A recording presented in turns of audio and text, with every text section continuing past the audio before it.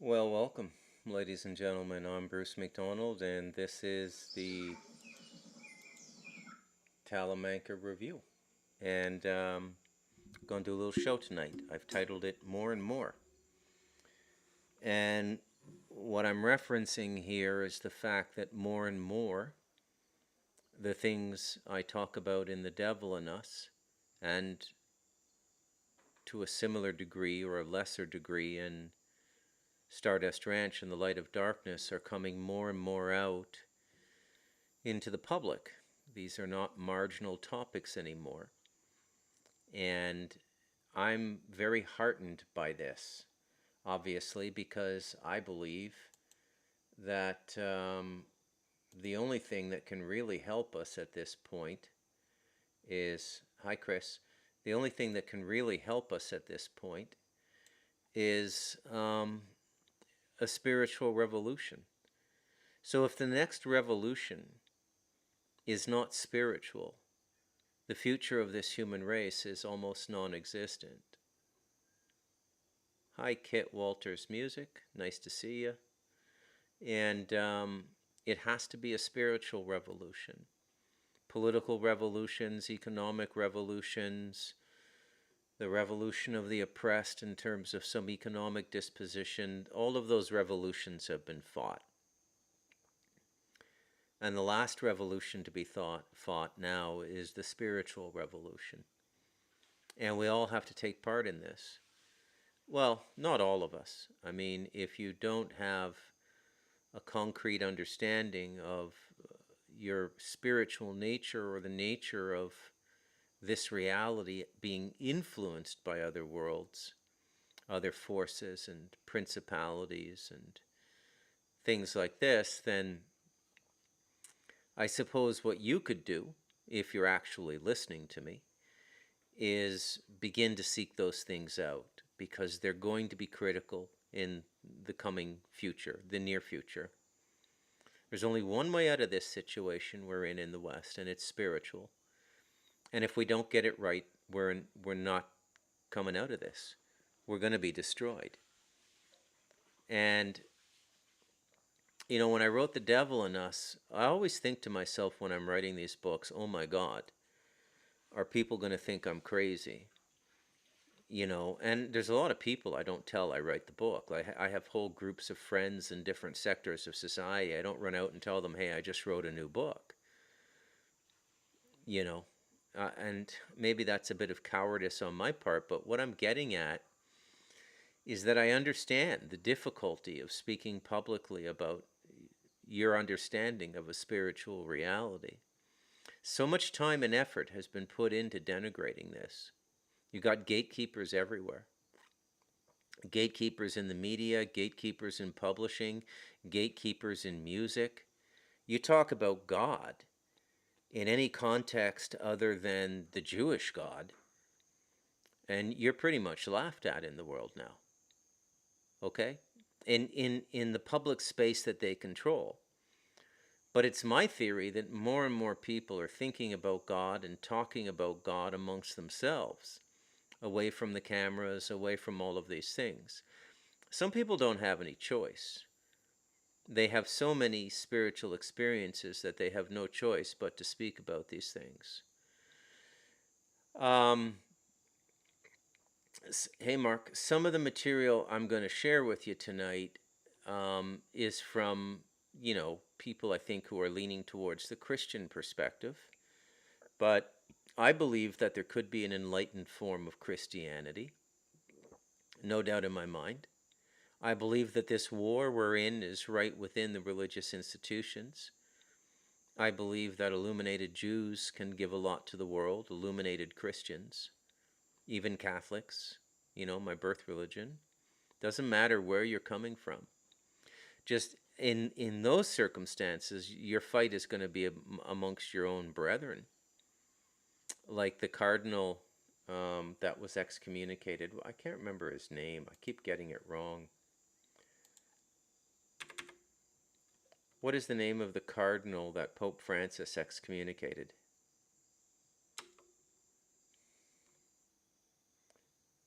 Uh, Bergoglio. Cardinal Bergoglio is the name, right? And he was the cardinal doing the YouTube videos about the deep state, and how he said there's also a deep church. And so one of the tactics of our enemy is infiltration. Okay? And I want to tell you something, and I feel the need to say this. The information I'm giving you in The Devil in Us and in my books is 5 or 10 years ahead of where the public conversation is. So the first stage will be people returning to religious values. And this will manifest in things like Russell Brand as it permeates out into the popular culture. It'll manifest in things like Russell Brand getting baptized, Candace Owens getting baptized in the Catholic faith.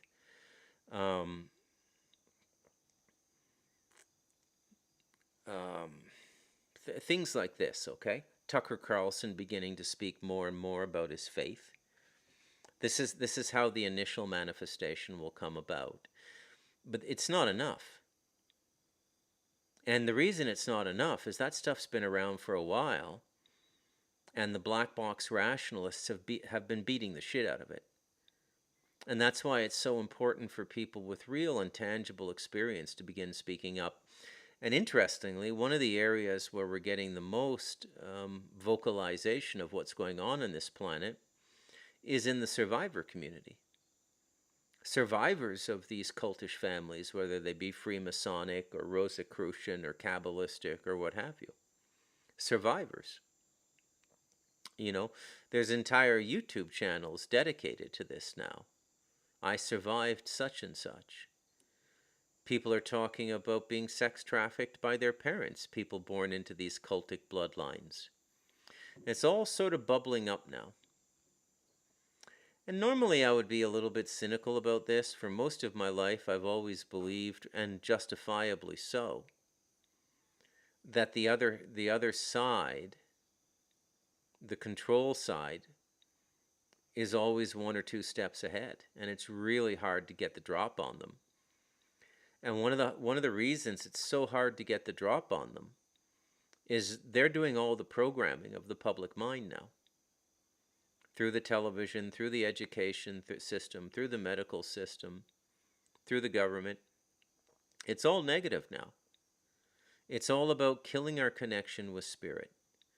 You could say, so for example, like when I went to university from 88 to 92, I was very anti-religion.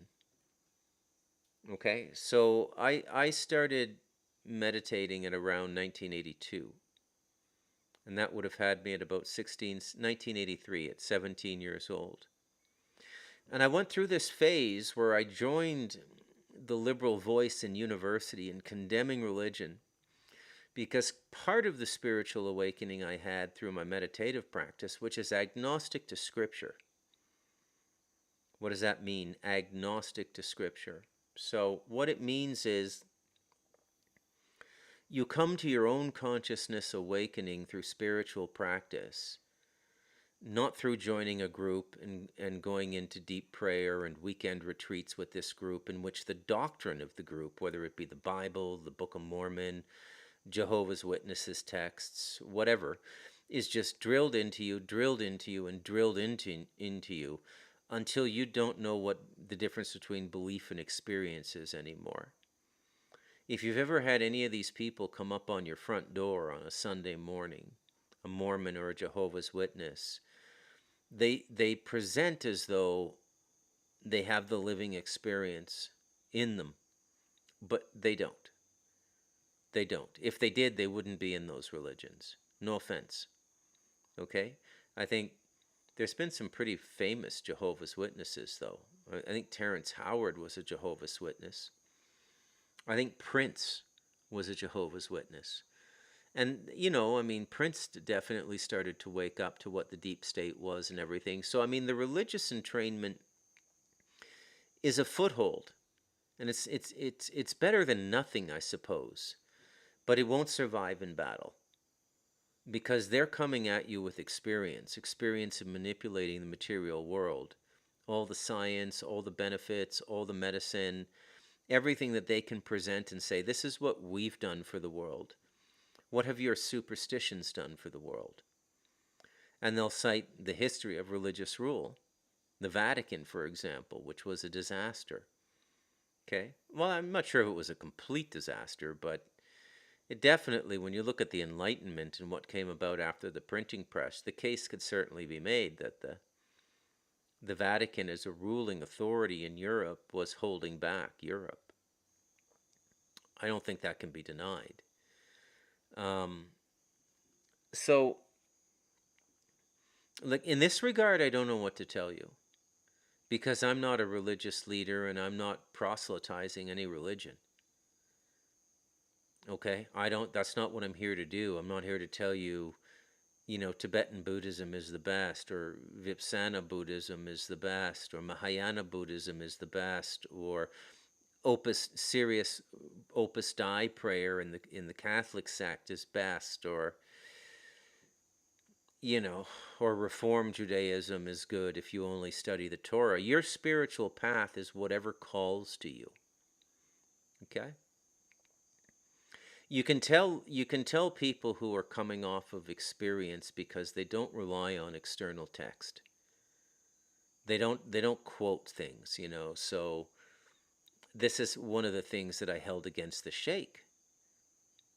When I studied Sufism, I used to say to him in private conversations, because we went out for coffee quite a bit, we became friends. I used to say, I won't say his name on air, I'll protect his privacy, but I used to say, like, you've transcended the Quran. Why do you quote it so much? And he would sort of try to defend it in a ham-fisted way. But I mean, it was a fertile cultural ground for him to find people who were already involved in religious experience and try to convert that to spiritual experience. So in that regard, it wasn't that bad. It wasn't really that bad at all. So, what are you going to do? Nothing really to say about that or do about that. But ultimately, your spiritual life is going to be owned by you. Okay? Even if you go into a meditative school, after a few years, you will begin to intuit and divinely receive, or receive from above, your own prayers and mantras, the tones that work best for you. The mantra you're given at the beginning, or the prayer you're given at the beginning, is just something to start with. Okay? Now, why is experience so important? Why is spiritual experience so important? Because nobody can take an experience away from you. It's not a belief. They may be able to corrupt your interpretation of it,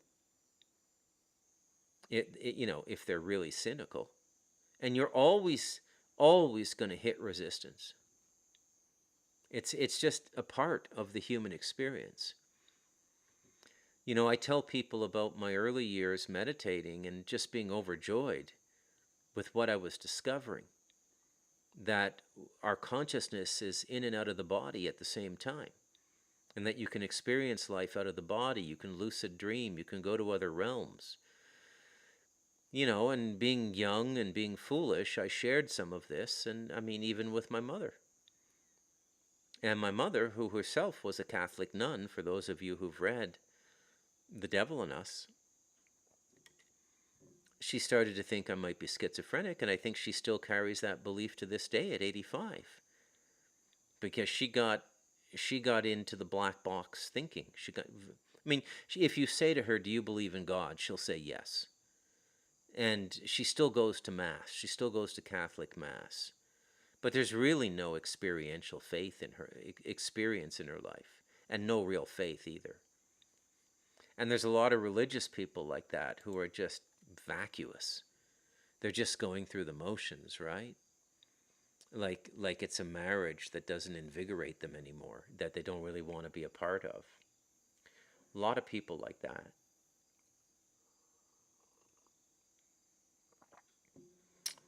So let's circle back to The Devil in Us. Boom. In that book, I talk about what is almost a conspiracy. Well, it is a conspiracy to shut down the spiritual faculties of the human race, particularly um, in the Western world, in the first world. They don't seem too concerned about what Africans are thinking, or Middle Easterners, or even the Asians for that matter, although the Asians are, China is a communist country now, which ostensibly makes it atheist, right? And um, the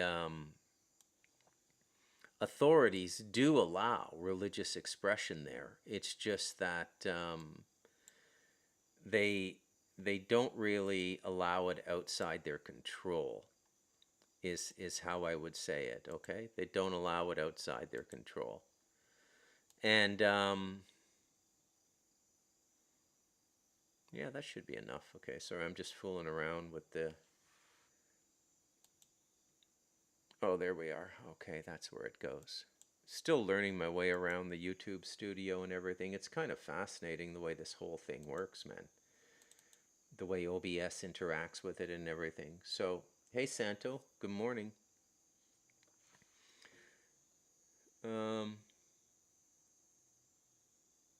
Wow, they're saying my bit rate is too low. Okay. All right, well, it's good enough. So,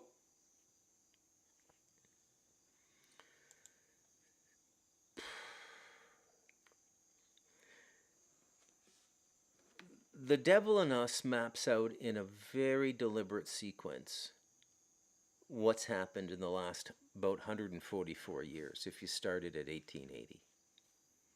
And when you see it in the context I put it in, it's very hard to unsee it. And it's very hard to say that this is not going on. Now, you're going to get people, if you recommend the book to people and they come back and they hate it and they say, this guy is just talking. There's nothing backing up what he was saying, like the gentleman in his 40s that Santo engaged when Santo passed a YouTube video and said, this guy sounds like David Icke. There's nothing backing this up. That is, on the one hand, a little bit alarming to me, that there's so many people trapped in this black box rationality now. And I get it. I absolutely get it, and I understand how difficult it is to get out of that. Like, it's not that I don't understand it. I do. Absolutely do understand it. It's just an unfortunate place for us to be. So, hi Jody. How are you? Hi Danny. Alberta, Canada. Huh. Alberta. That's the Canadian Montana, or Texas if you don't know. So let's take a look at some of the stuff that I've put together here. We'll just take a look, and I just came across this, okay, on YouTube, and I diced it up, and I'm going to share it with you now, okay? So let's start by taking a look at this, and we'll talk about it. There is a whole world that we can't see that acts on people, a supernatural world. It's acting on us all the time for good and bad. Every society has thought this before ours. In fact, every society in all recorded history has thought that until, I'll be specific, August 1945, when we dropped the atom bombs on Hiroshima and Nagasaki.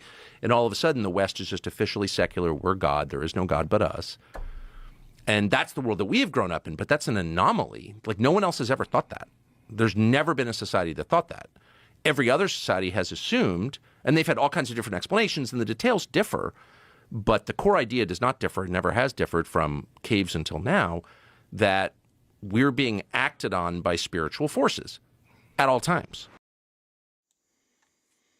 So, I mean, kudos to Tucker for having the courage to come out and say that. Not many people in the public space at his stature would come right out and say that.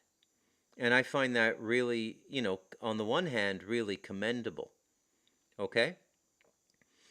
But remember the trilogy that I've written. And I believe this was a divinely ordained trilogy. Okay? Divinely ordained. Not only the books I wrote, but the sequence I wrote them in. And the way I met these people. the way I met John Edmonds and the way I met Robert Wiegand. And the only exception was the false third in the trilogy, and the false third was Andrew Bartzis. But in a way, that had to happen, right? The negative had to sneak in there and try and ruin things, and he's a very negative fellow. And he's been pretty much found out now and discredited and disgraced. And there's a lot of people like that out there, by the way. A lot of people with multidimensional consciousness who are not working toward the greater good, who are working either toward their own self-interest or to the self-interest of groups, physical and non-physical, that they're aligned with. This is another thing that people are going to have to come to grips with. Now, Tucker made a very interesting point there. He said, before us, nobody had ever existed in this state of mind before. No human civilization had ever existed in the absence of a belief or a conscious participation with invisible things. And he's right. The Romans had gods, and they worshipped those gods. The Greeks had gods. The Jews have had their prophets. The Babylonians had gods. The Sumerians had gods. The tribal peoples have principalities and contact with star beings and communication with elemental spirits that govern the reality around them if they live in nature. And you come into pretty strong contact with what I would call elemental forces when you live in nature. I feel them around me all the time. I can't openly communicate with them. Bob can, which is quite fascinating. But I can't. I get stuff in dreams, though, okay? A lot of stuff in dreams. Now, what Tucker doesn't come right out and say, he doesn't apply intention to this. I mean, Tucker might see this as a form of hubris, the hubris of the middle class, the hubris of collective wealth, the untold wealth of the American middle class, the heretofore unknown wealth of the American middle class and the Canadian middle class as well. And here I'm talking about the 50s in decades, the 50s, the 60s, the 70s, the 80s, the 90s. There had never been a society that had produced so much distributed wealth before, where everybody had a home, everybody had a washing machine and a dryer, everybody had an automobile. In the 70s, most of my friends, every fourth or fifth family I knew growing up had a cottage. They had a second residence that they could go to in the summer times at a lake. And then they had toys there. Fishing boats, speed boats, and they went water skiing. And then people got into jet skiing. People had wealth.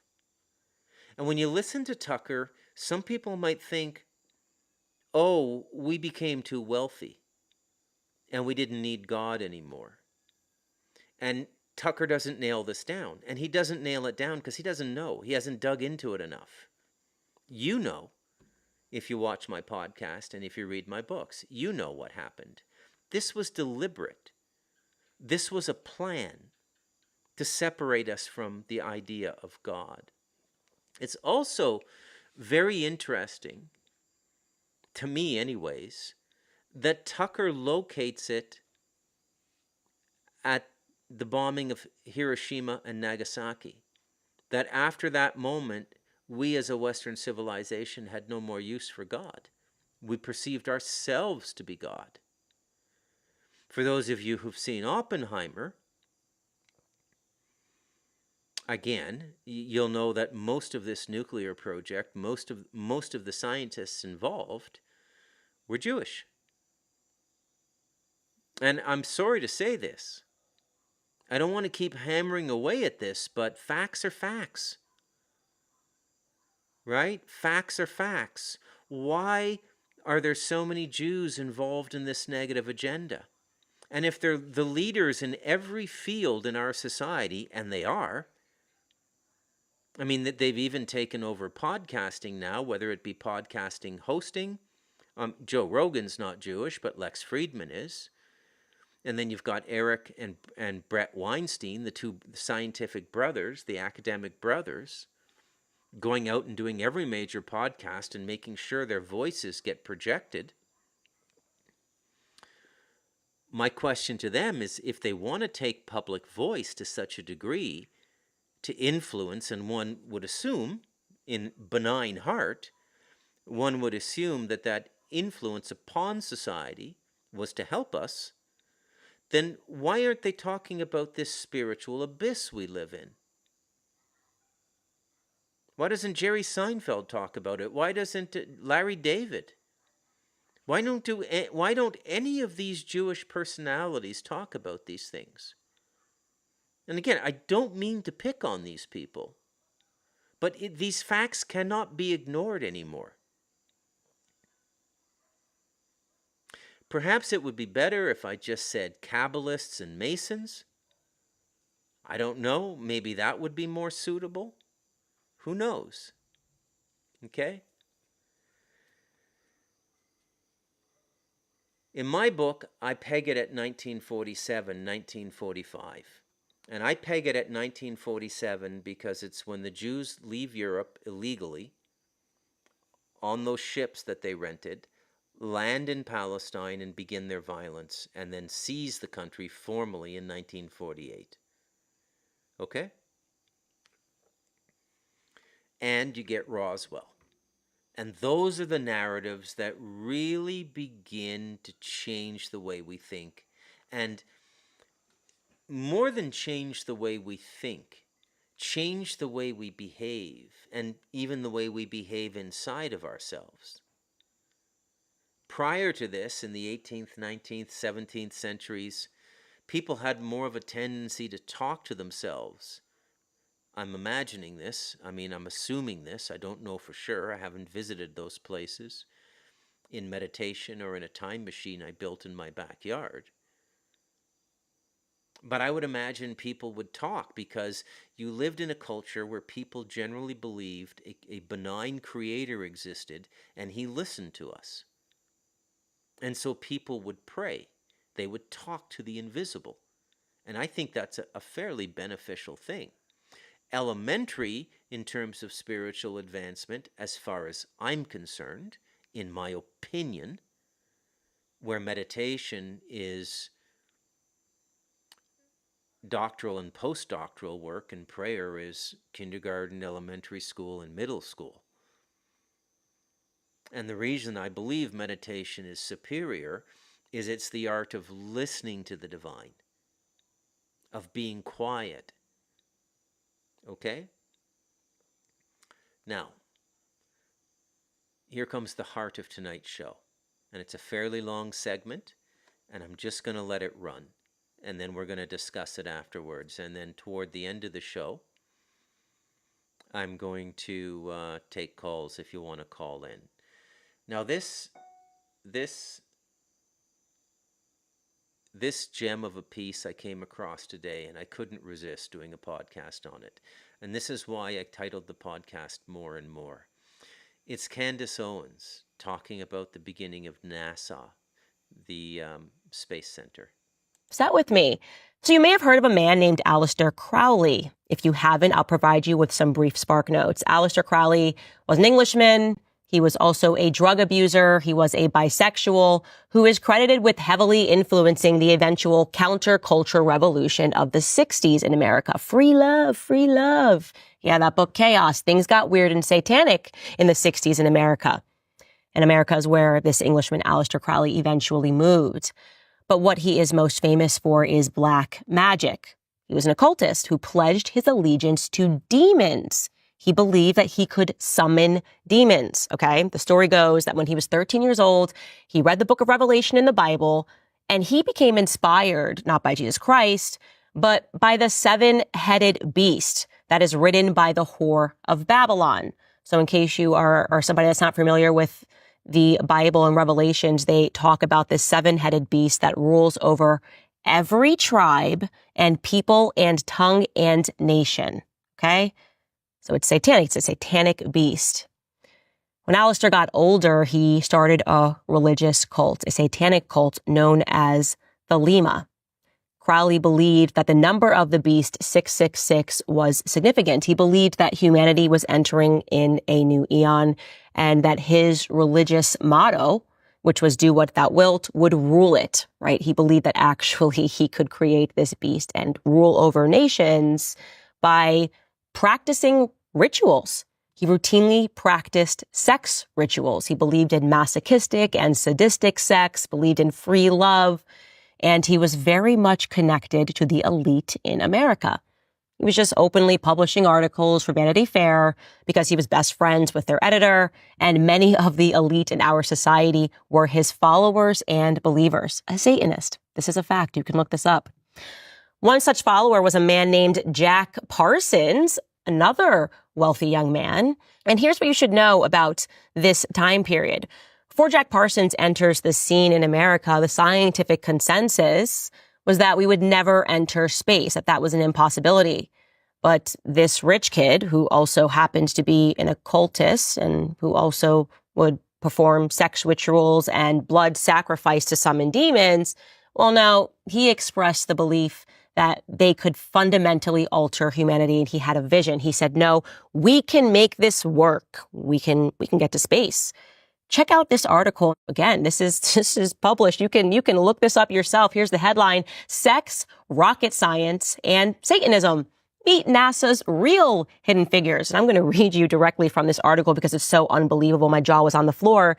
I'm skimming through it because it's way too long. It would make this show forever, but we will link it, and you absolutely must read it. It reads, quote, Jack Parsons is barely acknowledged on NASA's website, and he's the man who made rockets a reality and co-founded the agency's Jet Propulsion Lab, JPL, home to missions which paved the way for the Apollo programs and continue to explore Mars and outer space today. If Parsons' life story was a film script, it would be dubbed preposterous. He invented jet propulsion technology in the face of industry-wide derision that rockets would never exist, but was also a senior figure in the occult and invited L. Ron Hubbard, yes, L. Ron Hubbard of Scientology, into his confidence and riotous sex parties. Parsons tried to sell his government-funded inventions to Israel before winding up dying at the age of 37 in a self-created explosion, leaving a mass of disturbing materials for his friends to discover. Here's the remarkably twisting tale of his life. So he too, like Aleister Crowley, was just interested in the demonic when he was young. He also liked science fiction. His story begins when he's 14 years old. And as a fan of science fiction, he decides to begin experiments that would eventually shape his life with his school friend named Edward Foreman. The pair took to playing with rockets in Parsons' back garden and soon created their own solid-fueled rockets. It was here that Jack would begin to link science with Satanism.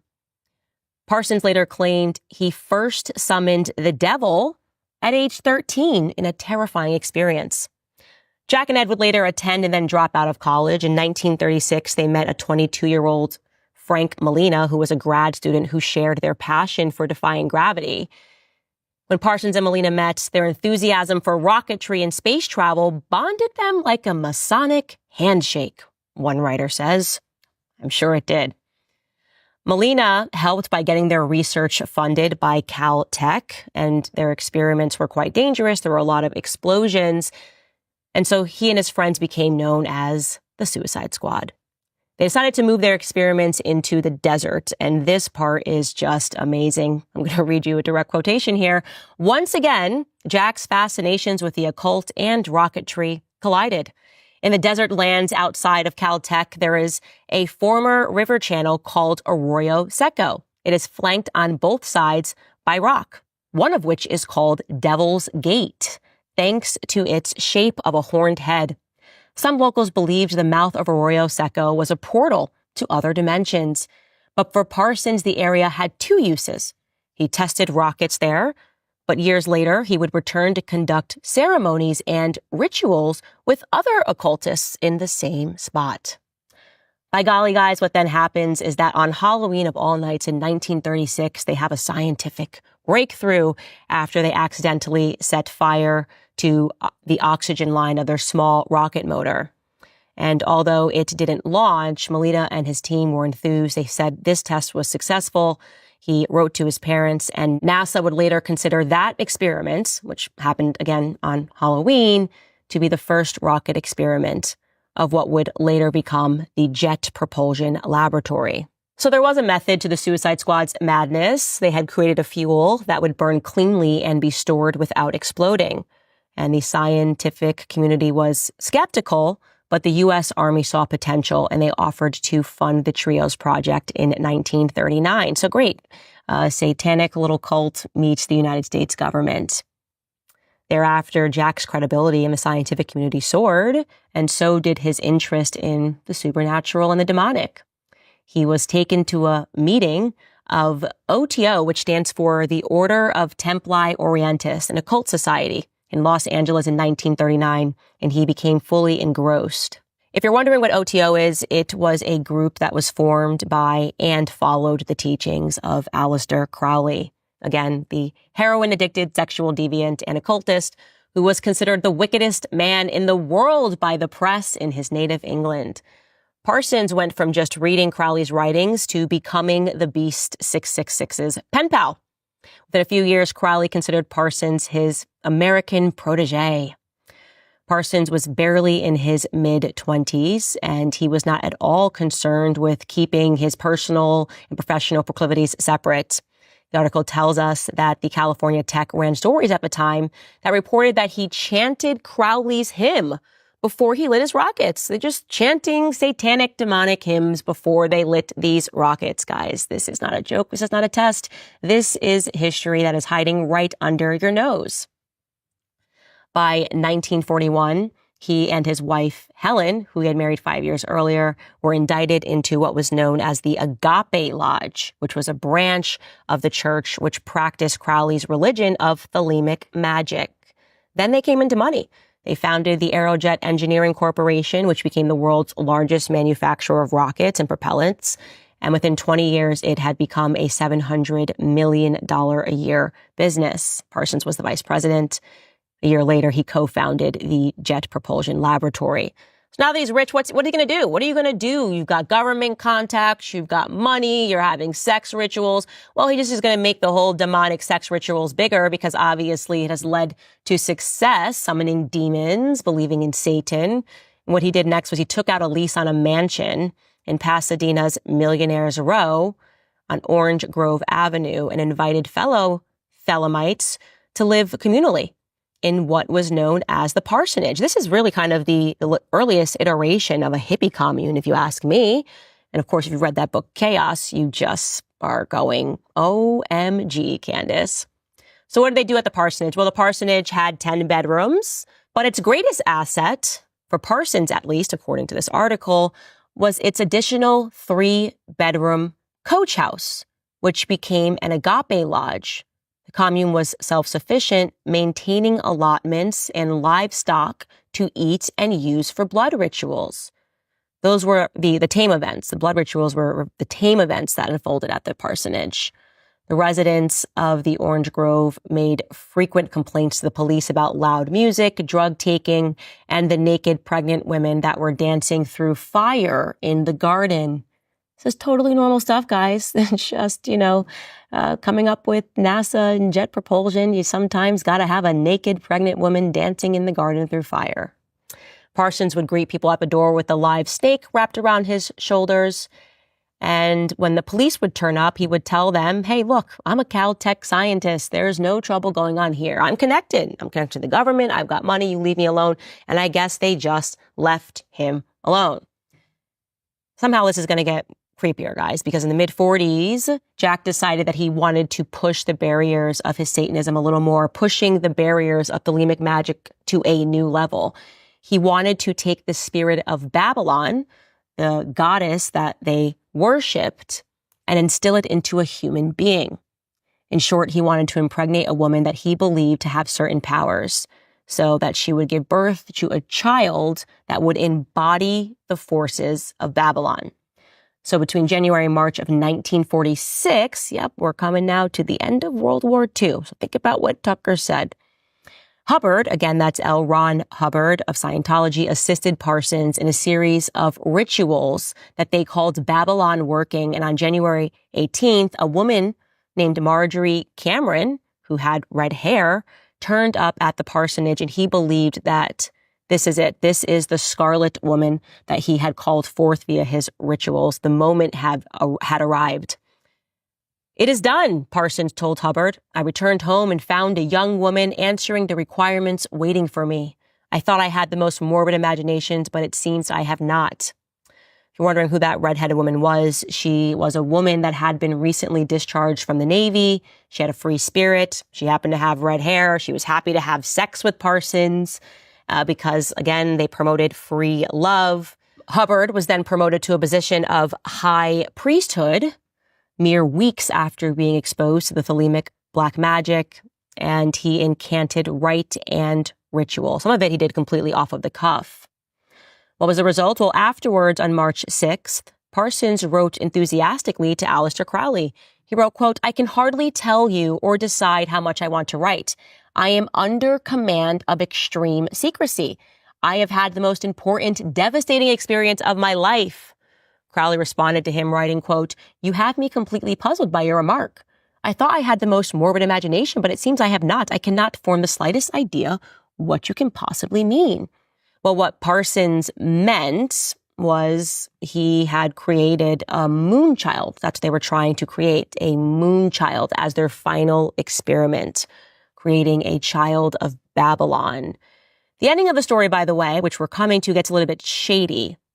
They say that apparently after all of that, after impregnating this woman, after chanting after the sex rituals, after driving this woman forth, that she agreed to have an abortion.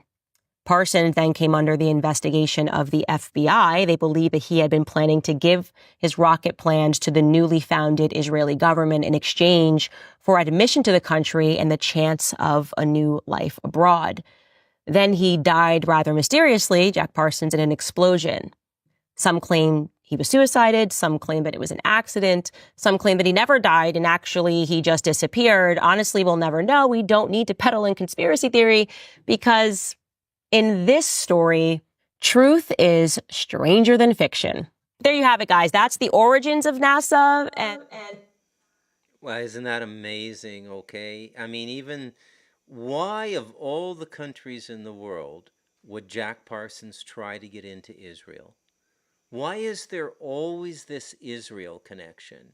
And why would they take in a devoted Satanist and black magician? What is Jack Parsons telling us there?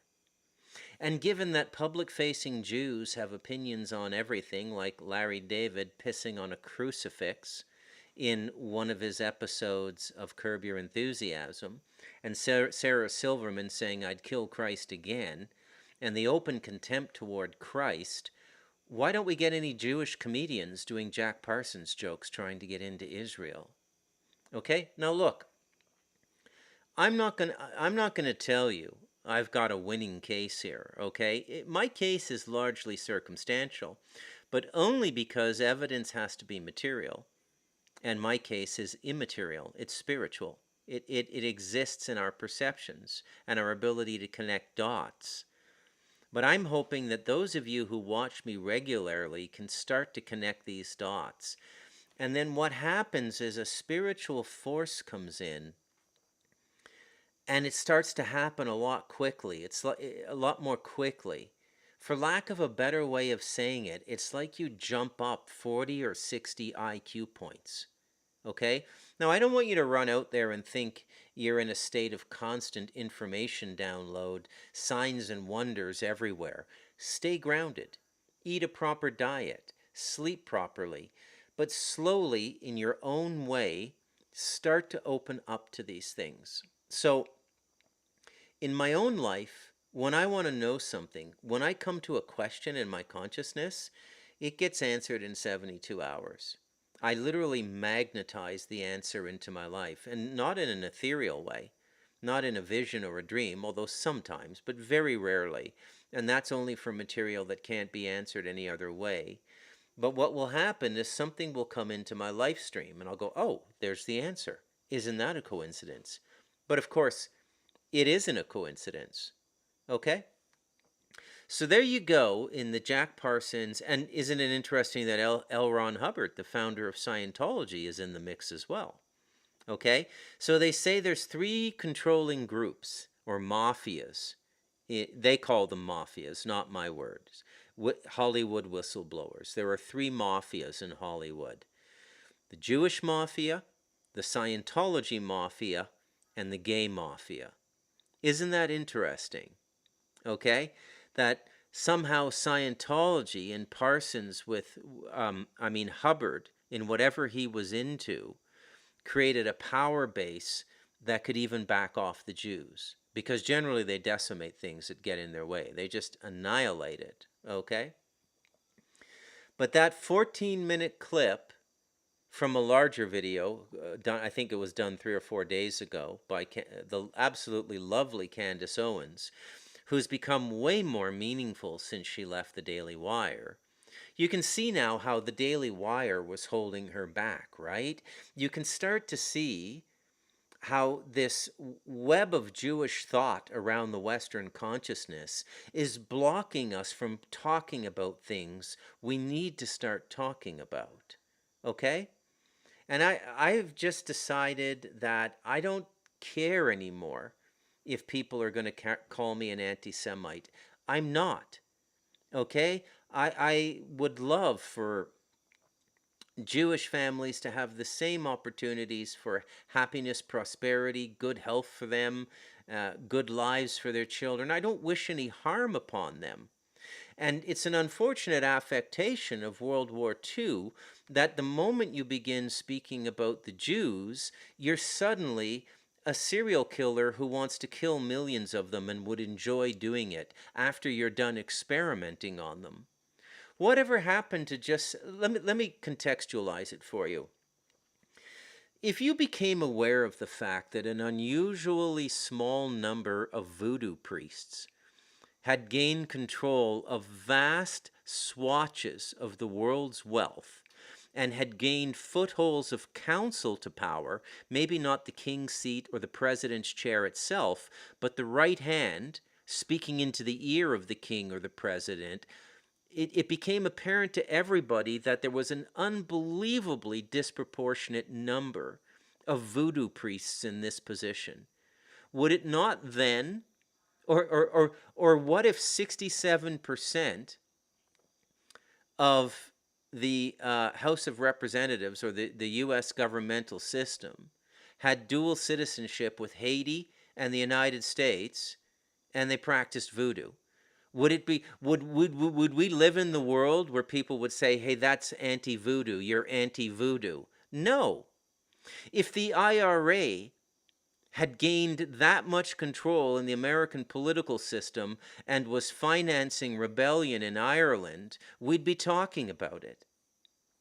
But because it's the Jews, and they did this incredible job of mind-fucking everybody after World War II, with the Holocaust, you can't bring it up.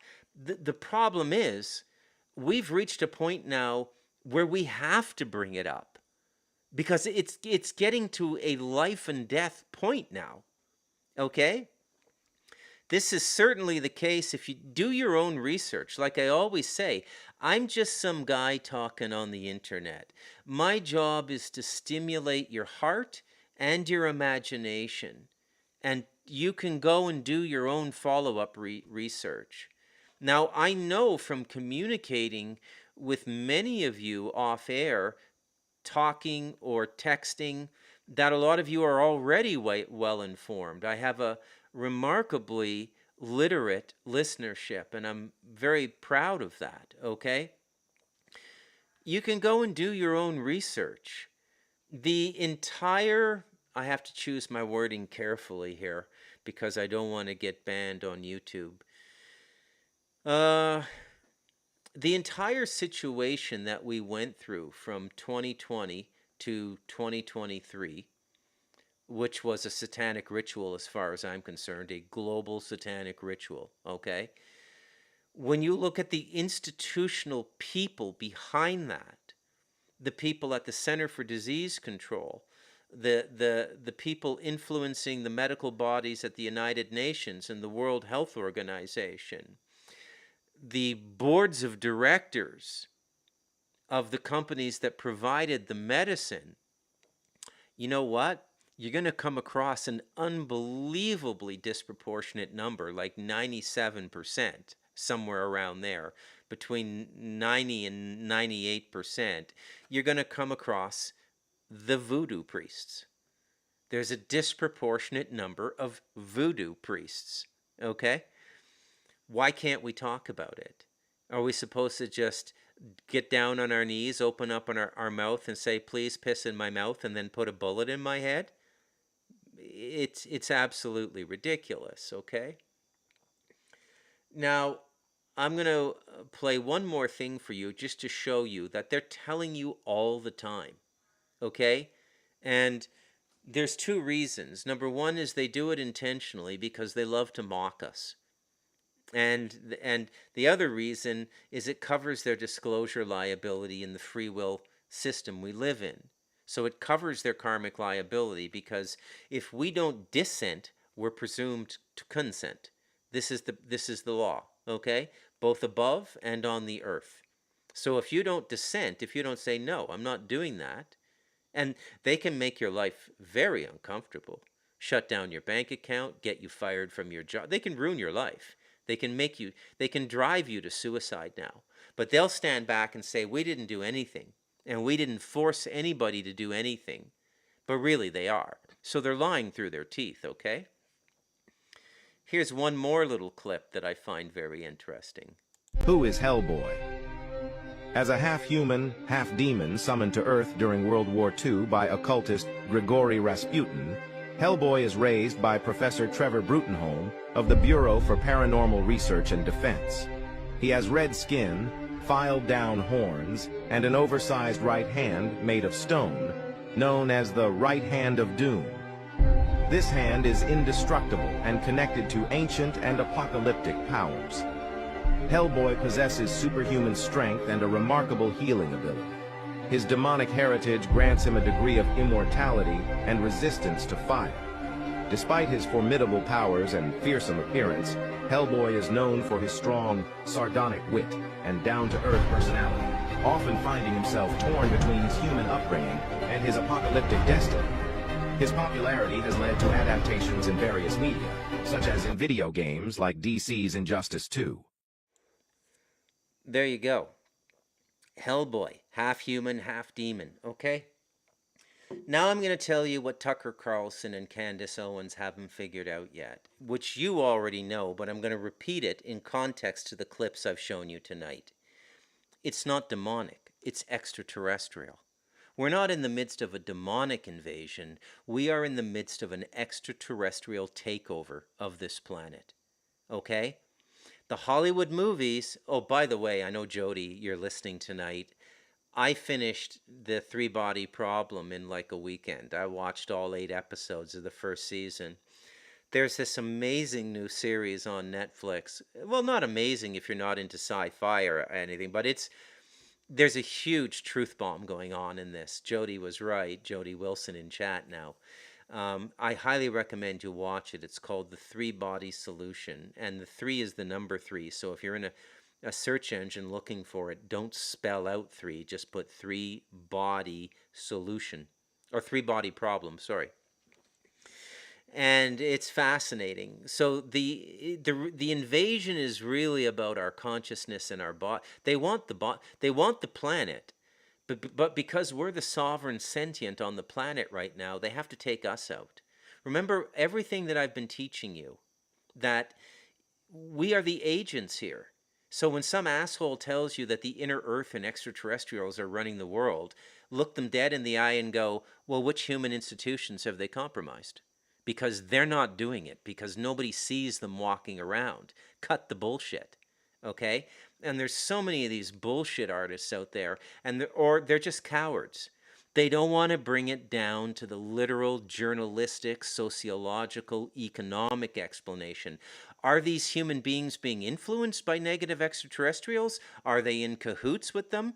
Yeah, they are. But 99% of them believe it's a satanic or Luciferian worship, and it isn't. The top 1%, they know the difference. They know what this is. It's an extraterrestrial takeover. I wouldn't know myself. I had to be told. The only thing I have going for me is super perceptive people have decided that I'm a valuable journalist to speak to produce these books. I'm not that smart. I've had all kinds of mystical experiences and stuff in my meditations, there's no doubt about that, in the last 40 years, which made me suitable to hear what they had to say. They read me and said, Bruce will understand it in his own way, and he'll find a way to communicate it to people, okay? And that's how these books get written, okay? I'm told, either told literally in a Skype conversation or told telepathically, because all of these guys I work with are so powerful that they can connect you with the entities they connect with, and they start downloading you, okay? And then when the book's done, I say, okay, party's over, get out of my consciousness, guys. And they leave. They're very courteous, because I'm the sovereign of my space, okay? If anyone wants to call in, now would be the time. It's 864-810-1039, and or seen that Tinker one at Skype, and we can have a conversation. Let me just bring Skype in here. I don't know if I'm even going to have to do this, but Mac OS audio capture, okay. Add existing, okay. Desktop audio capture. Application audio capture. Yeah, let's do that. Let's go with Skype. Okay, so I'm set up. If you want to call in, I'm set up to take a call now. So many of you talk to me off air. I don't know why you don't call when I'm on air, right? I mean, you're giving me a complex here. You're making me think like maybe I intimidate you or something. And I'm just some friggin' hillbilly living in the rainforest, man. So that's more or less tonight's show. And I just find it interesting that in some measure these ideas are getting out. But really, when you start to understand what's going on, it's really been all right in front of us the whole time, okay? Rocket scientists, Satanism. What does a rocket scientist do? Well, they try to go to space. Why? Is Satan in space? No, Satan is the ruler of this planet, okay? According to the scriptures, Satan rules the earth. That's what the Christ said. That's what so many of the spiritual teachers, not always using the name Satan, but that's what some... Hey, Chris, how are you? Good. Good. I don't. Good. Yeah, let me just hear from the people. I don't have you on video, so you can just turn off your video. Okay. Yeah. Can everybody hear Chris fine? Is there any echo? Have I set this up correctly? Testing 1, 2. Yeah, I don't hear any echo. So, but then again, I don't know if I necessarily would. Right. Yeah, but you sound fine to me. When I tried to set it up with Santo, there was a wicked echo, and I'm glad that I don't have to put those headphones on. You like the show tonight, Chris? Yeah, I like it a lot. I've known about Jack Parsons for a long time. Probably since the 70s. No kidding. I knew who, I knew when I was 12, 13, 14, Timothy Leary was a figurehead that you heard about. And, yeah. And all those people were kind of involved with all that, and it was crazy to think that a guy like Jack Parsons, the JPL is named after him. That's kind of a joke, JPL. Jet Propulsion Laboratory. But he had such a great influence on the... No. Yeah. A lot of those rocketry were involving weapon systems as well. The nuclear bomb. Those guys were all involved with the same type of stuff. Yeah. And I'm sure there's a lot of ritual to that. Oh yeah, 100%. that they don't tell us about. 100%. Yeah. Yeah. Yeah. I think I do have to put the headset on, so let me just get this done and I'll be in a better position to take other calls as they come in. So, if they come in, Yeah, it's easy. because It's easy to call Bruce. Just get on there and hit one button. yeah, it ain't complicated, folks. Let me just change my system here. Love the Mac, man. I am so into Mac now. It isn't funny. You've been Appleized. Appleized. You know what? As a Linux guy, I'm ashamed to say that it is true. I have been Appleized, and now let me. I still have Linux boxes here, so I'm not, you know, really. So Mac OS audio capture, monitor and output. Okay, go ahead and speak now, folks. Let me know. Hello, hello. 1, 2, 3, 4. 1, 2, 3, 4. Test, test, test. Do it again. There. 1, 2. Yeah, no, you're only coming in good now. But folks, can you hear? Can you hear Chris? Okay. Somebody just text me now. Chris sounds like he's phoning in from the black box. Would be a great straight man. He's my Hardy to my Laurel. Okay. Thank you for that. That's black very, box. very kind of you. Let me just get this here. Logitech USB headset. Okay, there we go.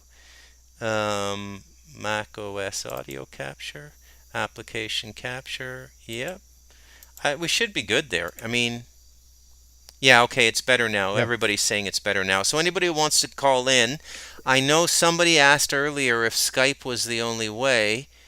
I don't know who that was, but it isn't. You can call 864-810-1039. You don't have to go on camera.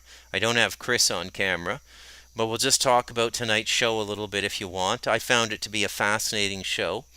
I applaud Candace and Tucker for their courage, and we're slowly getting the ball up the field. But we have to catch on pretty quick to what's going on here, because I am telling you, this is an alien or an interdimensional invasion of our planet.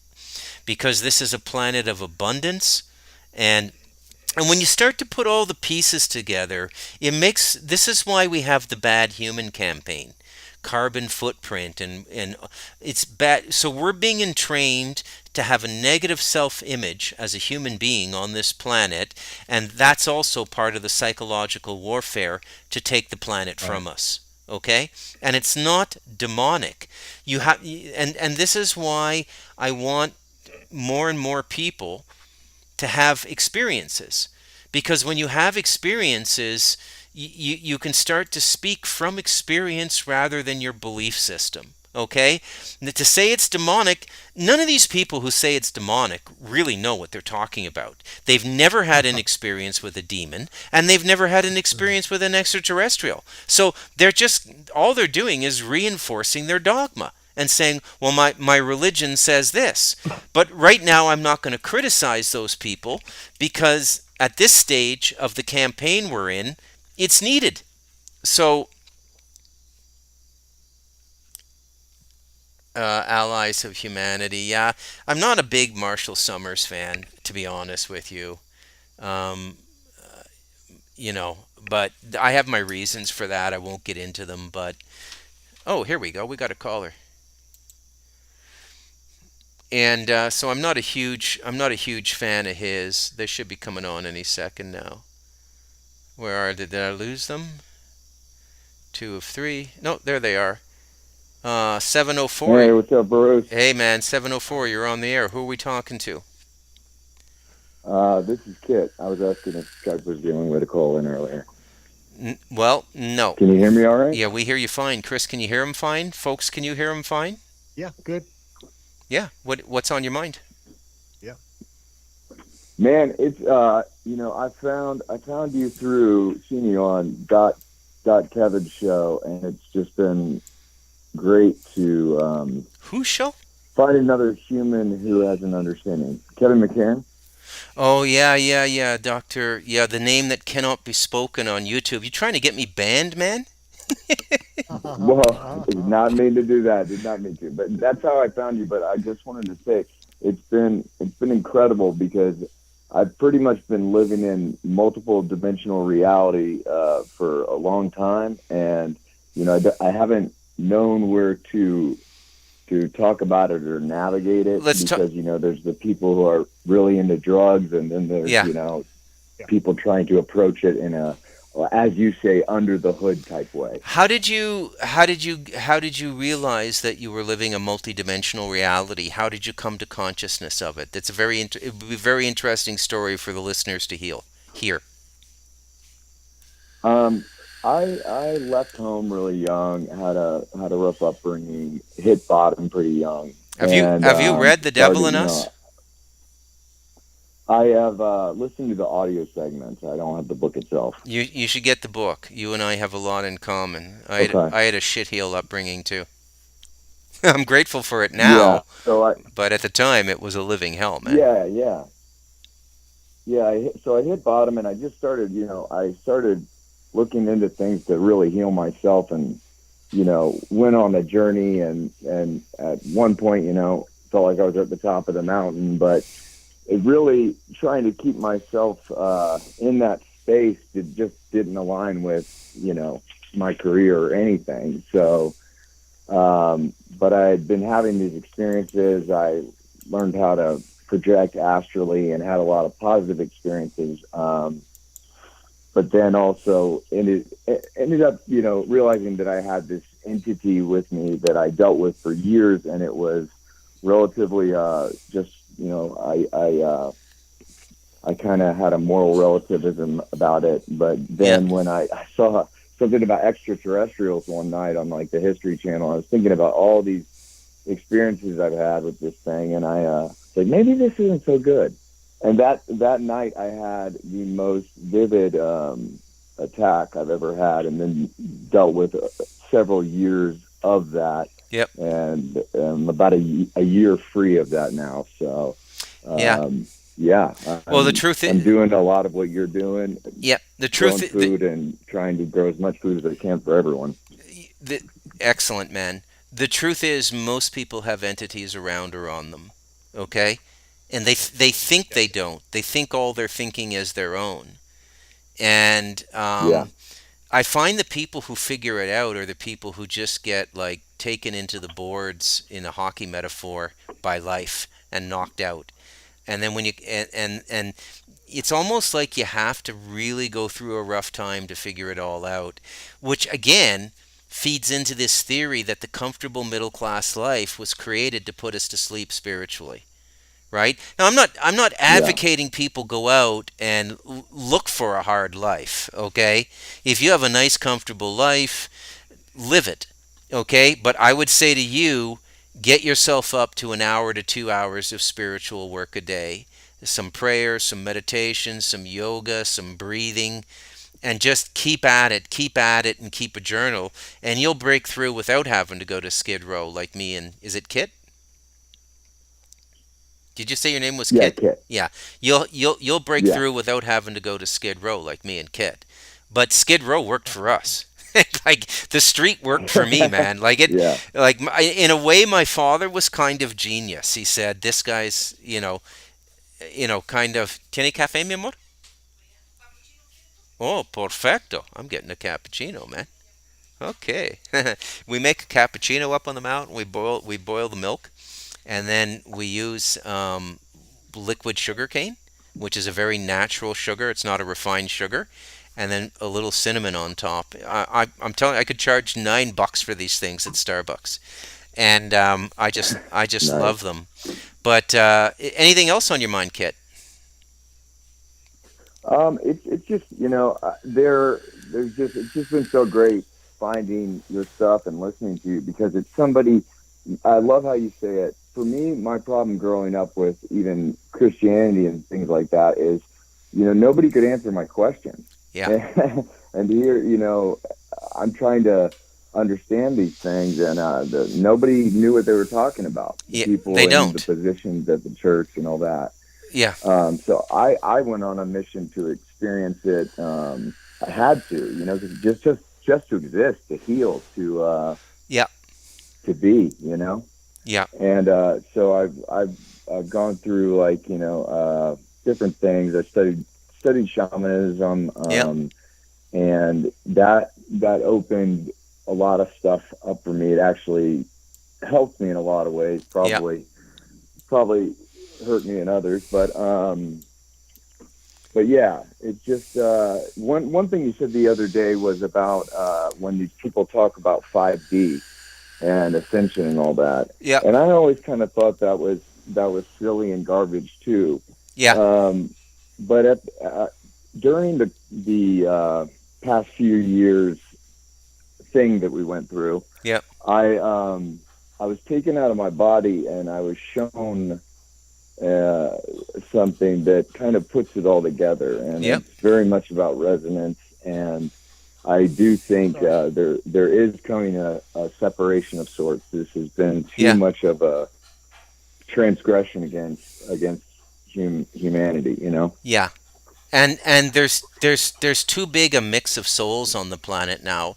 There's very young and very old souls, and they don't mix well together, right? The young souls get very jealous of the old souls because the older souls can materialize a more harmonious and prosperous life. And I don't mean, Beverly Hills or greed. I don't mean like prosperity like Anthony Robbins, but I consider myself a very prosperous person because I control my time. And time is the only commodity that matters in a human life. But yeah, so there's a lot of problems on the planet, and I do think something is coming up that's going to solve those problems. But when I speak about something, generally I'm taking issue with the language, and it kind of bothers me how people I agree. they just invent these things. I like when you look at the dimensional rhetoric. To my sensibilities, looking at the etymology of the public language on internet, that all started with Alex Collier, the Andromedan contactee. He started talking about densities. Yeah. Okay?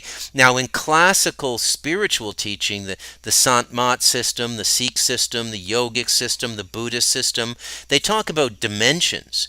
And they're very well explained, okay? Because so many mystics have been to them. And then these ET people come in and they're going, density. And I'm going, well, what do you mean density? Like, you mean living on the astral? Like, living on the causal? Like, what do you mean when you say density? And they never really explain. They never really explain themselves. I've used that word myself, that term, but this is me trying to understand what's going on. I'm no expert. I've just been trying to figure this out and map it to an extent, because I've experienced different realms, like pretty much back to back to back, where you would be within the same space, but the lighting is different. There's a different thickness to the air, things like that. And so there's layers to it. But so, yeah, I've used that term, but I don't even know how all this works, I've just experienced it and trying to figure it out. Yep. You want to come over and hang out for a while, you're more than welcome, man. I got a big place here. Yeah, I'd love to. Anybody, you said that. Anybody out there listening to me, if you want to come over and live for a month, you can come over and live for a month. I mean, give me like $1,000 for food, shelter, internet, and access to my vehicle. If you want to go where else in the world can you live for $1,000 for a month? Okay, and that's it'll be so much food you'll be fat by the time you leave, especially if my wife's cooking, right? So you want to come over, spend some time with me, just cover your cost. And anybody's welcome. Well, not anybody. You got to go through a phone interview first. I don't want to invite Jack the Ripper over here or anything, And but it's a great place to unwind and heal. You should hear Bob go on about where I live now in Costa Rica. I've never been I've been underselling it, right? But I might be at one of the world's great healing centers, the Talamanca Mountains, okay? Where you can come up here. I should open like a PTSD clinic where there's actually no group meetings, no dialogue, no therapy. You just go to your room and live here for a month, and you'll be fine by the time you leave. You'd probably do a good job with it. I mean, that's kind of what has been a big issue for me, is almost that kind of PTSD like thing, with these different entities and, waking up and different, it's just, that's been one of the things that I've been trying to tackle the most and feel like I have over the past year. And these things weren't as aggressive when I had a kind of moral relativism toward it. When I was like, maybe this isn't good, that's when it turned on me, Yeah. Which is in and of itself, its own thing. It Yeah. could have been something I created at some point. Could Yeah. have been something that attached to me. I have no idea. Are you doing diligent spiritual work? I mean, other than the astral traveling, like the basics are important, right? Chanting, breathing, sitting cross-legged. People think, oh, I'm all awakened now. I don't have to do those things anymore. But it's like the guy who doesn't think he has to stretch every time he goes to the gym. Sooner or later, you're going to pull something, right? You got to do the stretching. Right. So I really. I don't do any. I don't do any astral travel or anything really. I'm trying to be grounded. Yeah. So I don't try. I used to have a really great meditative practice that I would do, and I'd do it daily because it would keep the floating thoughts away. I couldn't be in social groups because of those, like you talk about psychic centers being open. It's just too much, Yeah. Yeah. So I would do a meditation that would charge up my auric field and all that.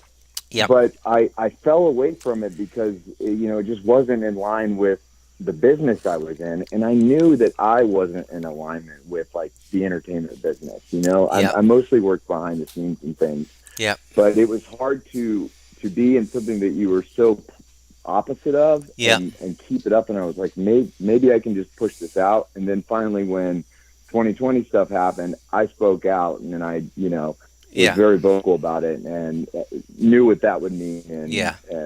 And figuring out a new life now. Oh, if you're not speaking up now after Farming. 2020, the people who aren't speaking up now are never going to speak up. And Another degree of complicity too, right? well, yeah, we're at a point now where apathy is complicity. You got to you got to choose a side now because it's and that going back to what Kit was saying, that will affect where you go in the near future because there is a kind of a cleaving or a fork in the road coming up. And it'll affect it'll affect your incarnations after this physical life is over, like where you go, because this whole uneven, bumpy ride that this planet has been for some time I think it's coming to an end. I think that the Creator has stepped in and said, okay, there's been so many. I mean, free will is free will, but what do you do with a sentient species that hacks time? Is the free will contract still in place if the humans hack time? Okay, I didn't put that in The Devil in Us. It would have just complicated the book too much. But we have a time issue now as well because the Nazis got into this. Like so much happened in the 20th century. Okay, the secret societies were able to translate their occult theories into scientific practice. And we started time traveling, okay? And it's not what you think. It's not physical. Like they can put you in a chair, hook some stuff in your head, and your consciousness goes back in time. And generally what happens is you find yourself in another life or a past life. This is how they were trying to affect the time stream. How do I know this? Well, I know some of the super soldiers they used. Like some of the most prolific ones for time missions I become friends with in the last few years, right? So you talk to them. I mean, it sounds batshit crazy, but you meditate on it, and spirit comes in and goes, "No, they're telling the truth." And you go, "Holy shit! What a mischievous species, this human race, man." So, if the free will contract's been violated by tampering with time, that gives the Creator permission to step in and say, "Okay, I got to fix this." And I think that's what's going on now. And you never see the Creator. Okay, it's not like a god. It's not like Shiva or Yahweh or any of these other... And gods exist too. But the Creator is everything. The Creator is in every single atom, subatomic particle, everything. So when the Creator decides to change something, it's very subtle but very effective. And so the time when you look at the world now from the perspective of the daily news, it reminds me of Mark Twain's beginning of the Tale of Two, Dickens's beginning of the Tale of Two Cities. It was the best of times and it was the worst of times. It's, because it's like, really look, if you're thinking about your 401k or your RRSP in Canada, the world's looking pretty scary right now. If you're over 65 and you have to go to a hospital, the world's looking pretty scary right now because they're trying to kill all those people because they don't have the horrifying, retirement Bruce. money. Yeah. What's that? Yeah. I listened to Steve Kirby today at the White House do his little thing. Yeah. And the words he's using and saying is just like, hey, we're going to be supporting the country over there in Europe that's having trouble, right? Yeah. All the money's being sent to. Yeah. It's like we now have a Labour Party over here in the UK, and I keep telling all my young friends here, man, be prepared. Either go to Costa Rica or go. You're going to be taken up by this thing. Yeah. And it's going to You take want a lot of people out. If anyone else wants to call in, now is your moment, okay? Because I'm going to wind this up. We're getting down towards an hour, and these podcasts are getting longer. We're getting towards like an hour and 21 minutes now. So, but thank you very much for calling in, Kit. It's a pleasure to meet you. Chris, I know you. You're a goof, I know. Nice to have you on the show. I'm on. Pleasure to meet you too, Bruce. Yeah. Thanks so much. I'll write you an email and we'll talk some more. Yeah, we can do a show, like a one-on-one interview show where you can talk more and come on a Zoom call if you want. We can do an hour together like I did with Jody and Mark. I always like to talk to my listeners because it's just, I don't know, I seem to attract super experienced people. Like the stuff I'm hearing is just mind-boggling, like Jody's story with the geese. I can't get that out of my head, like the geese freezing It up. promotes a great sense of community, Bruce. It makes it helps me to feel attachment almost, right? There's a certain type of people out there that think the same way I do and the same way you do. I'm pretty sure. It's a breath of fresh air. Thank you. I'm pretty sure this show has an astral green room as well. Right on. Awesome. All right, I'm going to end it, guys. Well, thanks so much, Yeah, Bruce. okay. See you later. All right, Kit, Bye. Chris, bye-bye. All right, thanks for calling in to the two of them, and what a great conversation. So that's tonight's show. Just to wrap up, I find it very encouraging that people like Tucker and Candace are stepping in, but I don't think going back to medieval religious values is a solution. We're in a spiritual growth cycle here. We're not supposed to be going backwards. We're supposed to be going forwards. Now, it may sound like I'm contradicting myself. Okay, on the one hand, I'm saying kudos to Candace and Tucker because because they're starting the conversation. They're cracking the eggshell, but Tucker is so smart. In another 6 months, a year, or 2 years, he could be sounding like the Talamanca Review, and he's so public facing that he may get those 8 o'clock in the evening phone calls from an unidentified caller, and he may be told.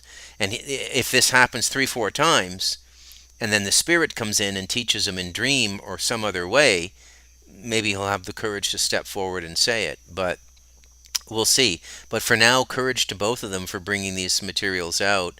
So I am Bruce McDonald. This has been the Talamanca Review. And in all likelihood, we'll see you folks again tomorrow night. Be well. God bless. Keep safe.